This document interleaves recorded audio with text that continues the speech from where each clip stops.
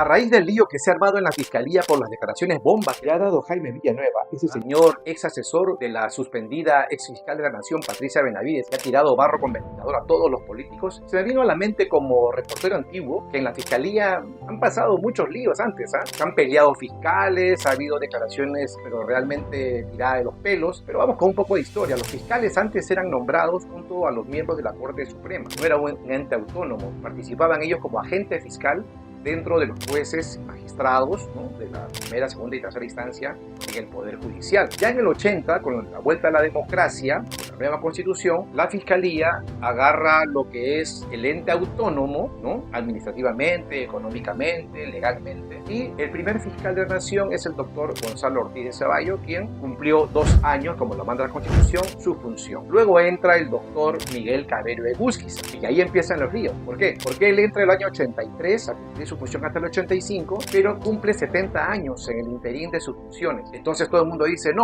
hay una ley del gobierno militar o antes que decía que los funcionarios deberían acabar su mandato a los 70 años de edad. Pero él decía, no, yo he entrado con la ley que me permite que el fiscal debe cumplir 2 años de su mandato. Entonces se creó un lío porque el que lo seguía en el cargo era el doctor Álvaro Rey de Castro, por antigüedad. Y Álvaro Rey de Castro ocupa la fiscalía, pero no sale Cabero Egusquiza. Entonces teníamos nosotros los periodistas cubriendo información en el mismo edificio a 2 fiscales que emitían resoluciones, que daban declaraciones a la prensa, que cada uno ponía una oposición. Decían que Cabero Egusquiza era de izquierda y de Lapra y Álvaro Rey de Castro de derecha. Ya había que esas posiciones, aunque políticas, pero muy marcadas. Tanto así que después Cabero Egusquiza termina como diputado aprista en el año 85 con el gobierno de Alan García. Pero no había una interpretación. Acuérdense que recién nuestra constitución era nueva, no había quien podía decir que la ley se interpretaba así o asá. Entonces el Congreso tenía que apurar eso y da una ley en la que se especifica que a los 70 años el funcionario, los fiscales deberían dejar su cargo. Y ahí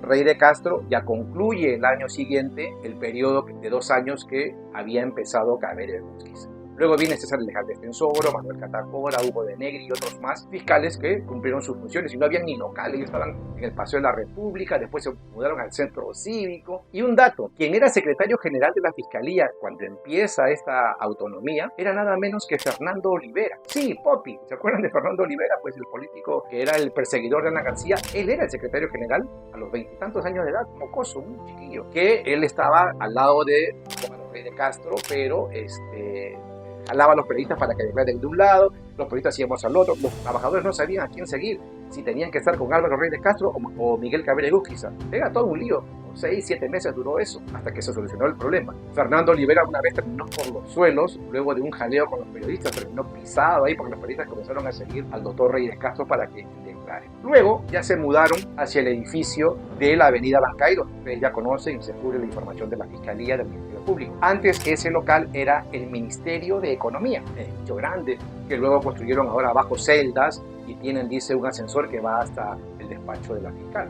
Bueno, eso es lo que se dice ahora con las declaraciones de Jaime Villanueva. Pero bueno, eso era la historia. También hubo la historia de todos los años hasta el 92 que llegó Blanca Enélida Colán, la fiscal ligada al gobierno de Fujimori, que se quedó 5 años, la reelección ella, porque ella avalaba los hechos de Fujimori, avalaba a Montesinos, tanto así que ella terminó presa. Se fue 6 años de los 10 que le había dado el Poder Judicial. Bueno, estas son historias que pasaron en la Fiscalía y que hemos sido testigos de los hechos.